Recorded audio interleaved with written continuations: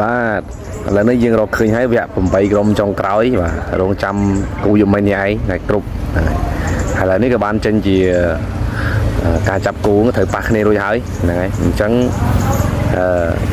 យើងចាំអត់មើលទាំងអស់គ្នាហ្នឹងហើយឆ្នាំនេះនៅអង់គ្លេសបាទក្រុមល្បីបាទធ្លាក់អស់ហើយបាទនៅសល់តែក្រុមទៅល្បីបាទប៉ុន្តែនៅអេស្ប៉ាញមានថាពេញសាច់តែម្ដងបាសេនិងរៀលម៉ាឌ្រីតហើយយកមិញគឺជារឿងដែលល្អមេរឿងដែលល្អដែររឿងដែលល្អសម្រាប់រៀលម៉ាឌ្រីតប៉ុន្តែរឿងមិនល្អសម្រាប់អាត្លេទីកូម៉ាឌ្រីតដោយសារតែប្រវត្តិសាស្ត្រគឺមិនអាចកែប្រែទេរៀលអាតេ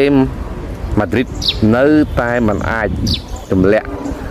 រៀលម៉ាឌ្រីតបានក្នុងវគ្គ16ក្រុមចុងក្រោយហើយវគ្គ16ក្រុមចុងក្រោយនេះគឺ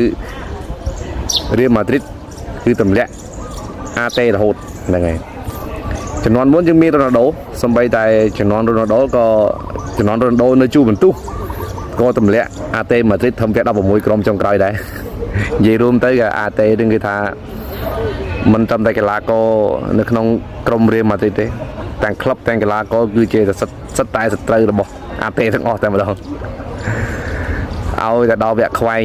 គឺរៀលម៉ាឌ្រីតតែจะធ្វើស៊ីអាតេជានិច្ច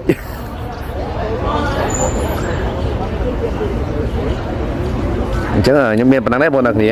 បាយបាយ